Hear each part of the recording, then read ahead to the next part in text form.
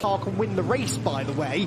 63 must be on the podium to retain the championship. Now, that didn't really look like a particularly likely set of circumstances at the start of the race, but as this first stint has developed, Machitsky's faded, Loggy coming to the front, suddenly I reckon Ian and Yelmer are starting to think this might actually be doable. On board now with the Fox Motorsport McLaren, this car being driven in the opening stint by Nick Halstead, who's charged up through the order, actually started right at the very back of the field, remember, and Nick Halstead is now running about halfway through the GT4 field. In fact, he's got the Pro-Am leader ahead of him, Matt Topham, so this is for the battle for the lead in the Pro-Am race in GT4. Also, the top two cars in the Pro-Am Championship here. It's the Aston Martin that's got the points advantage, so the McLaren really could do with getting through. They're also being lapped by GT3 cars that themselves are on different laps to each other. Nick Jones in the Porsche, Michael Igo in the Lamborghini. So much going on here for the drivers. If you're in this GT4 battle, you're fighting for position. You've got quicker cars coming through. You've got the tricky track conditions. I don't know how they do it.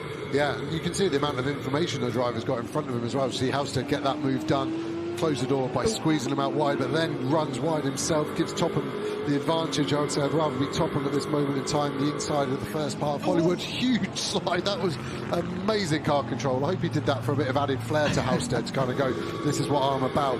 But you can see on board with Halstead, we've got the main dash of the road car there, you've got the pit lane time of the blue race logic box, there's a delta time below that, there's a rear view camera, then you've got 3 sets of mirrors as well, so it is sensory overload, and then you introduce the wet, damp conditions. It is hard work, and you can see Nick working away at the wheel. Looks like that McLaren's really good in this mid-corner phase, so it's got a good set, and then it gets out well. So he's probably going to look to do a similar move, I think, out the last corner into Redgate on the following lap. Okay, we shall watch for that. Close it in through Coppice, but then sort of can't do anything with it, really. There has been a 10-second stop-go penalty applied for the Ginetta, by the way, for an unsafe rejoin. That happened a while ago. In fact, it's being served now. Just haven't really had time to tell you about it because everything's kicking off out on the circuit. The McLaren, though, turns here through the chicane. And we can see from this onboard, compared to what we've seen from the GT3 McLaren, Joe, that they really are very different cars to drive, aren't they? Yeah, definitely. Obviously, they inherit the same chassis, the carbon fibre tub that's made in Sheffield in the UK, and the same V8 twin-turbo engine. Different power outputs, but same sort of architecture in the drivetrain. But the GT4 is predominantly road car. That's what the regulations do to try and keep the cost down. So our McLaren is 80% road car, 20% race parts, and the GT3 is the complete opposite. It's only 20% road car, 80% race car. So inside the cockpit here, that is all the normal dashboard, the same center console. We even use the same air conditioning. So to drive it, it's a lot easier to feel the grip. It's that much heavier, that bit softer. Less extreme is a kind of an easier way of summing it up, but no less difficult to drive fast. It doesn't matter the car, to be the fastest is always difficult. And you're really seeing Nick doing a mega job of keeping, obviously with Matt Topham. Matt's in his first year of British GT, but much younger, so we've almost got a BOP of drivers here. Age and experience, both ways, is kind of working out in an even balance at this moment in time.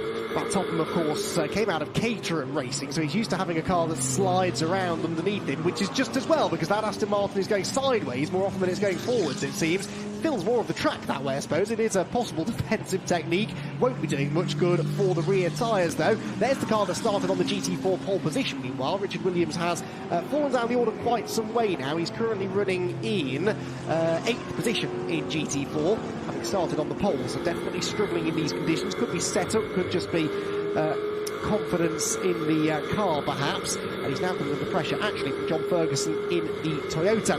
Defensive line taken by the Aston Martin into the chicane. Halstead really closing in. He's too late on the brakes that time. Runs out wide. Now, how far behind was the Audi of Richard Williams? Has he been able to get a run on the Fox Motorsport car? We'll find out. No, actually, because he in turn is under threat and indeed being overtaken by Katie Milner, who slides the Rocket RJM McLaren up the inside line, but she'll be slow on the exit. Ferguson closing as well. And of course, Ferguson did tangle with one of these RJM McLarens at this very corner a few months ago. So hopefully no repeat of that. Yeah, exactly. We're seeing a bit of a transformation of cars, I think, again, as the track keeps drying out. It's now maybe not so much about the setup that I mentioned earlier, more about tyre pressures. So at the start of the race, you want them to get hot as quickly as possible so the grip's there for the driver to attack. But you've got to leave those pressures for a whole hour, and they really do evolve. They always rise as it gets hotter. And you get to a point, if they get too high, it literally feels like you're driving around on beach balls. There's no grip. The tyre doesn't get any squish in the tyre wall, so it doesn't roll into grip. And you're really just relying on the surface block. But then because you're on the surface block, that starts to overheat, which then in turn makes the tyre pressure even higher. So you've sometimes got to find, I think that's what we're finding with Matt Topham on the rear axle of that car. You actually heard from the camera a good 100 metres away, there's a tyre squeal there. And I think Nick Halstead needs to actually just bring it back a touch and just be right on his bumper the whole time and just be ready for that little mistake and pounce then. I mean, they're all way too nice, but if I was Nick Halstead, I'd be giving Matt Topham a little rub in the slow speed corners just to unsettle that rear even more and hopefully just kind of distract him and make yourself an easier pass.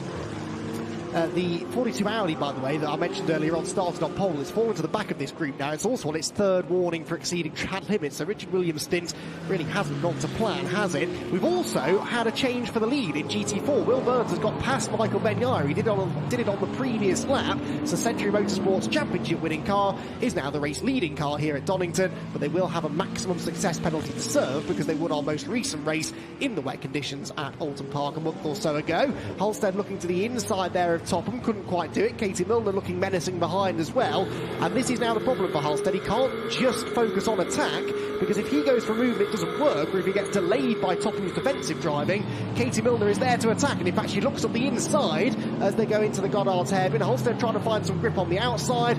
Is that going to work? Well, he doesn't gain the place, but he doesn't lose one either. Really difficult position to be in this for Nick. Yeah, I think he's feeling that, and he needs to be looking more to the inside. He's obviously on the outside of Topham here, and that's a long way round as he dives to the inside. He obviously heard me quite well there, just a little bit late. Matt Topham's doing a brilliant job at holding everyone up, but is he actually holding himself up? Is he losing too much time? Looks like Halstead's looking in his mirrors. Milner's on his inside, and Milner gets that move done. So again, we need to see this from Halstead. We need to follow Milner. I think Milner's got that little bit more pace than Halstead, so he might be able to use her as the door opening tool on Topham. Well, she's already got a run on Topham, actually. Almost got alongside through Starkey's there. Katie Milner came out of Ginetta GT5 racing a number of years ago. Another driver that's really improved as the season's gone on. And here she is now challenging a car that has won a couple of times already this year within GT4 and is contending for the Pro-Am title, remember, in the shape of that number 27 Aston Martin. Topham fends her off for now, but there is a sense of inevitability about this. Katie Milner has rocketed, if you'll pardon the pun, through this group of cars and is about to put the RJN car, I think, into real contention to challenge for a good result this afternoon. Halstead falling back into the clutches of John Ferguson as well, as they now begin to pair off a little bit in this four-way scrap through the chicane, and gaps all staying fairly constant for the time being. John Ferguson's had a bit of an up-and-down season, hasn't he, really? This Toyota's been in the wars a few times, and I think we are seeing a slightly more restrained drive, maybe, from John here.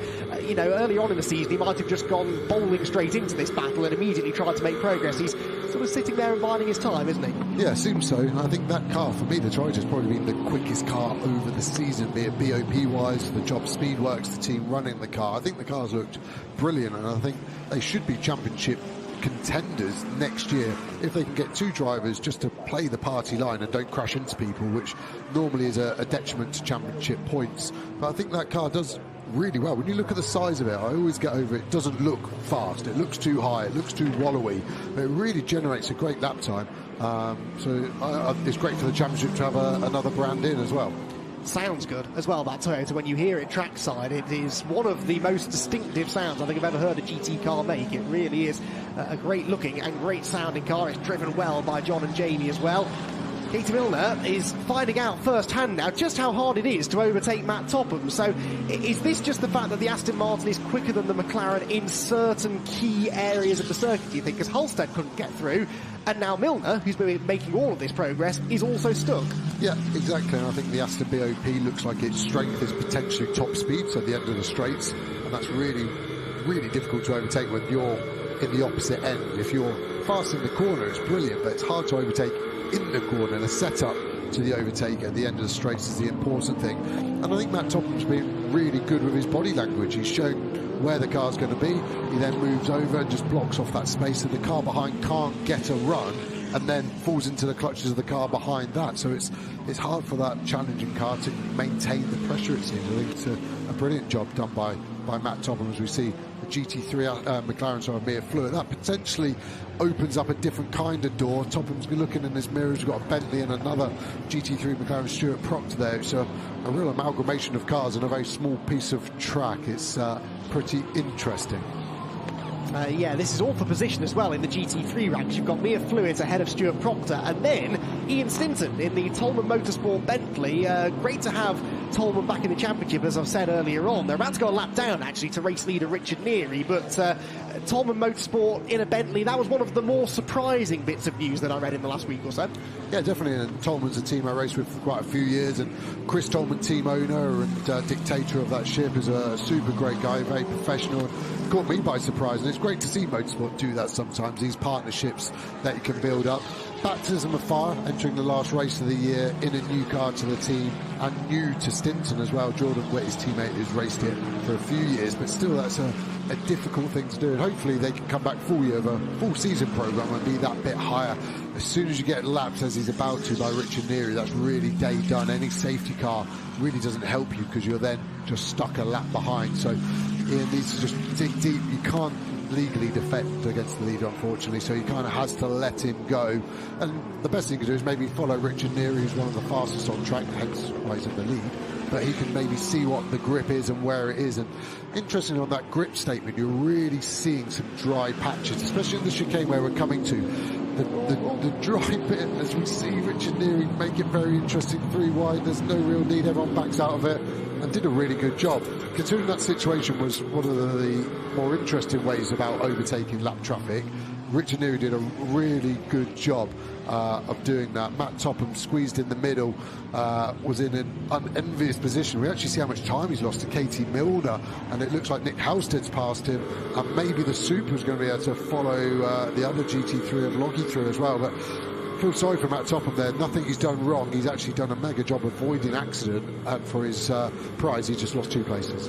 Look how it's helped Ian Loggy as well, because this lead gap between he and Richard Neary was 6 seconds. It ain't any more. They come across the line just 2.7 apart. That really delayed Richard Neary, whereas Loggy's not having quite the same trouble, launches it up the inside of Ian Stinton as if it was for position, but he knew how important it was to keep this momentum rolling, keep on closing on the race leader. He's put that whole pack of cars now between himself and Morgan Tilbrook as well, so really good lap that from Ian Loggy. He drove well, and it wasn't